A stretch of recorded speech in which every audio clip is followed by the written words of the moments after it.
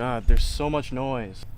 I have a love-hate relationship with Telltale. On one hand, you have The Walking Dead, like one of my favorite games ever, and then you have Batman, a game I love but has a lot of technical issues. One game will be a narrative masterpiece, and then one game will be so marred with technical issues you can hardly play the darn thing.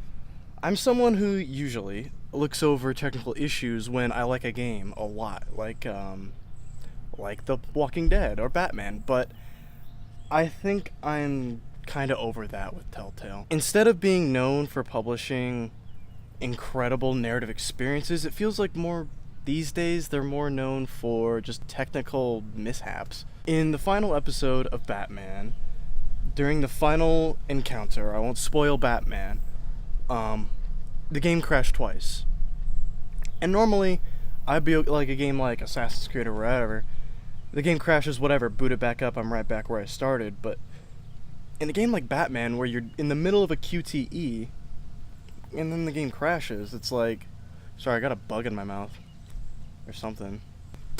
In a game like Batman, where in the middle of a QTE the game can crash on you, you don't just pick up where you left off. Where you left off was a QTE. And having to redo that QTE again kind of just ruins the whole experience, if you ask me, because it's just so reliant and there's nothing else you can do, but you're just locked in that QTE. It's not like Call of Duty, where, like another example of a game where if it crashes, you just reload the checkpoint and you can do things a little differently. Whereas here, you're just stuck at that QTE, you know? The punishment is just short term, you know? You may as well not even give the player an option to control the QTE in the first place if you're just gonna send them back to the beginning of the QTE for them to just redo it, and there's nothing else that can really change in that QTE, and your only punishment is having to either continue the QTE but you missed one prompt, or just start the whole QTE over again. If the worst punishment for failing a QTE during a Telltale game is to restart from a checkpoint, then I think something's wrong. And here's where I would say, like, make QTEs have bigger consequences, higher stakes, but do you really want high stakes at a QTE when you can just accidentally miss a button press and all of a sudden everything's screwed up? Or even one time in Tales from the Borderlands, I pressed a button, it just didn't register, so I had to start the QTE over again. Like, why even bother? If it doesn't work perfectly, why bother? I'd rather have just no control outside of dialogue if it meant, you know, either better QTEs or no QTEs at all, or just more. I would sacrifice QTEs for the sake of a better narrative.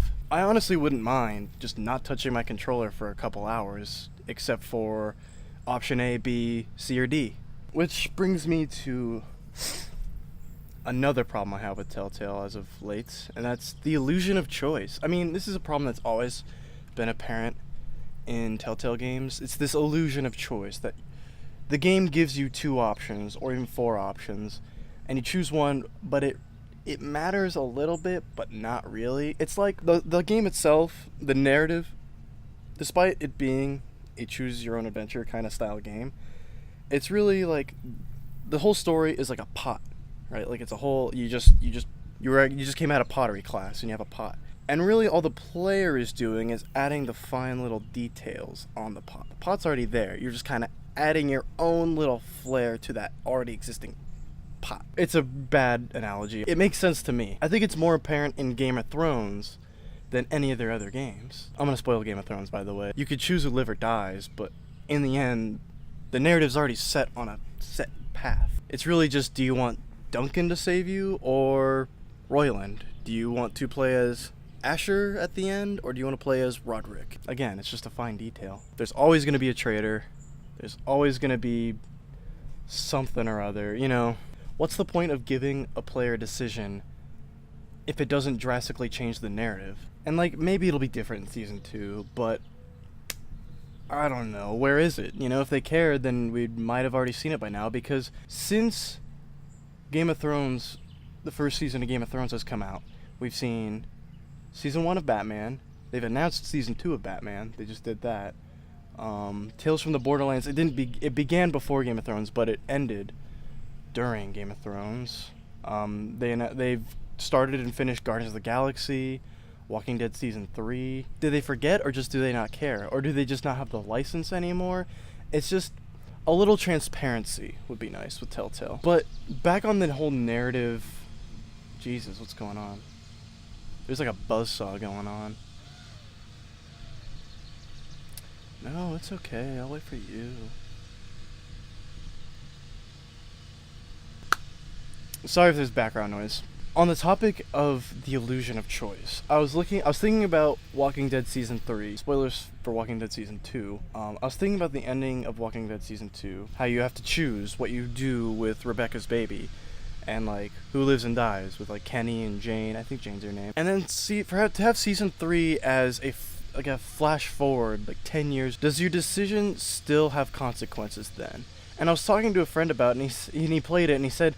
There's really not a whole lot outside of maybe Clementine will act a little differently. What's the point? You may as well just have a slider at the beginning of the game. Do you want Clementine to be angry, or do you want her to be empathetic, or do you... It's just, like, what's the point of the decision if it feels like you're just checking boxes? Congratulations. Every decision you made is now a dialogue option, or just a small little tease in the dialogue. Like, I remember when I did this 10 years ago. Or do you really feel... attached to the decision you made if it's just relegated to an extra line of dialogue? Like, you kind of have to ask yourself, have your decisions created this moment, or am I just on a set path that Telltale created for me, and my decisions just kind of sprinkled a little spice on it? I guess if you're into that, that's cool. I just feel like it's a little hypocritical to say the game will change just depending on the decisions you see it every single time before, like when you start a Telltale game. Your story will be impacted by the decisions you make. It's like, but not really at all. I know game creation is hard. If a developer from Telltale he or she just grabbed me, put me in their desk, and said, do my job for a week, I wouldn't be able to. Because making games is hard, and it's something you have to practice and study for, and I'm dumb. I'm just a stupid person. In fact, my opinion is almost entirely irrelevant. But that's beside the point. It just breaks my heart to see a developer that I respect so much, like Telltale, who have made some of my most highly regarded games, like The Walking Dead, to see them become almost an assembly line, in a way. It feels like an assembly line. It feels like companies just see Telltale and they say, that looks like a good idea. I just want a Telltale game based on my property. Here's money, make Game of Thrones, make Guardians of the Galaxy, make whatever. And it doesn't feel like there's a whole lot of thought. It just tells... It's like, just Telltale me. Just Telltale me up, baby. And then you have a game dev like Quantic Dream or Supermassive, who made Heavy Rain, or like Quantic Dream made like Heavy Rain, Beyond Two Souls, and then now they're making Detroit Become Human, and Supermassive with Until Dawn. And those are games that took a long time to make, no doubt, but they're just so polished, and they're so pretty, and your decisions really have weight in those. Like when someone dies in Until Dawn, there's a legitimate gap there, whereas in Telltale it feels like someone just gets replaced. Feels like, well, we still need someone who's essential to this storyline so we can progress the narrative, so we'll just have someone who takes their role but isn't them. When a character dies in Until Dawn, it doesn't feel like a character just fills their role but with a different skin, so for the sake of the narrative to progress. It feels like the narrative continues, but there's a gap there. And I think that's really important to the player, especially feeling an impact of someone's death or just disappearance, absence. And not to mention the technical issues, like I already discussed. It's like, when you're running a game like Batman, for example, and it's still running on an engine that you've been using at least since 2012, probably even since before then, and the game crashes multiple times, the frame rate dips, there are missing character models and faces, you just can't help but wonder, why don't they just take a year off and really polish that engine? And like make the games as good as they can possibly be, on par. Make it on par with Supermassive or Quantic Dream. I know that'd be really hard because that would take years, but at least from like a technical standpoint of, hey, does it run? Does it run at a good frame rate? Does it crash? Are there missing character models and textures? If you can't answer those questions with a solid answer, you're kind of doing something wrong. Yeah, like I said, I criticize Telltale because I care. I love Telltale. I just wish they could do better.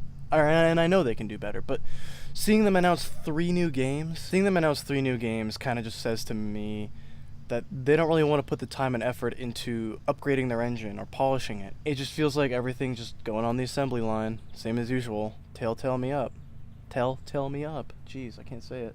Just disappointing, because I remember when it was like rare when we'd maybe see one or two Telltale games a year. Just announced 3. Next month we get Batman Season 2. And I think that just says it all. Like, I think they're really limiting themselves. They're simultaneously limiting themselves and pushing themselves too hard. I'd rather just see one really solid, really polished experience from them that has tons of branching paths, drastic gameplay differences depending on decisions. Because if a decision does not take you on a completely different path, then what was the decision? Well, like, obviously not every decision is going to take you on a crazy path, but if a major key decision does not take you on a solidly different path than what was originally intended, then what was the point of even offering a decision? You know, it's just a little fine detail on that pot there. It's okay, Telltale. You can take a break, because I am. I already vowed to not buy any new Telltale games until there's at least some inkling of some effort put into upgrading that engine so the games don't crash every 2 seconds. That's an over-exaggeration. They don't crash every 2 seconds, but I just really want to love Telltale, and they're making it really hard for me to do that. So, Telltale, if you're listening, please upgrade your engine. No more crashes, no more intense frame rate dips. I know you don't have to, because why would you? You make money anyway, so why change if you don't have to? Why fix a broken machine if it still makes you money?